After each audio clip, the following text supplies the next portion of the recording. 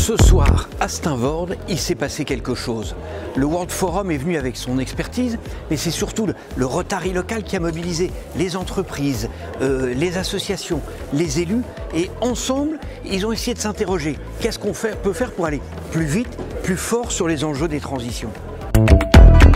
Je suis venu au World Forum parce qu'en fait c'est à la maison, parce que c'est des entreprises locales qui parlent d'un sujet qui me tient vraiment à cœur, c'est la transition écologique, sociétale et humaine finalement dans les entreprises.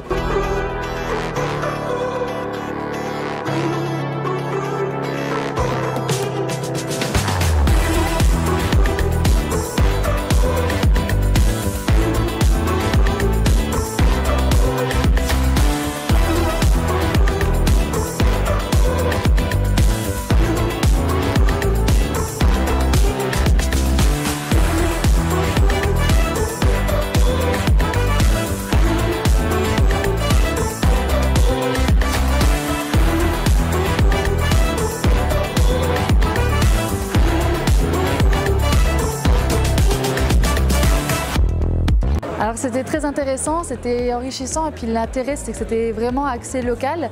Donc on avait des acteurs du territoire, on avait des gens qui avaient des projets sur place, ça parle très concret et donc ça c'est ce qui permet d'avancer et d'avoir des idées. L'ambition de développement durable et de marche vers la neutralité carbone dans les Hauts-de-France, on l'appelle REV 3. Nous voulons mobiliser les collectivités, les entreprises, le monde de la formation et de l'innovation et les citoyens.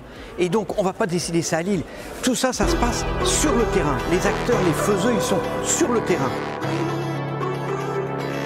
Ce que j'ai trouvé intéressant, c'est de connecter des entreprises, des associations, des entreprises de tailles différentes, petites entreprises et des grosses entreprises dont je suis le représentant, de mailler ça, les élus, de voir qu'en fait on a tous les mêmes problématiques, les mêmes convictions aussi, et que en fait le travail sur la responsabilité environnementale, c'est vraiment un travail collectif, et qu'on soit petit ou grande entreprise, politique, citoyen, on a tous notre rôle à jouer dans les territoires.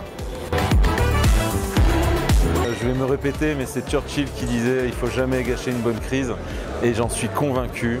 C'est maintenant qu'il faut poser les bases, les fondations de quelque chose de neuf et ne pas hésiter à se délester du poids de l'héritage et des choses qui ne sont pas forcément utiles, tout en même temps revenir à un certain bon sens, arrêter de courir après l'innovation à tout prix.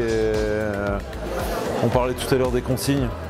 Enfin, c'est quand même aberrant qu'en France on a arrêté alors qu'à 500 mètres de l'autre côté de la frontière on continue à le faire. Moi je l'ai fait quand j'étais petit, c'était il n'y a pas si longtemps que ça.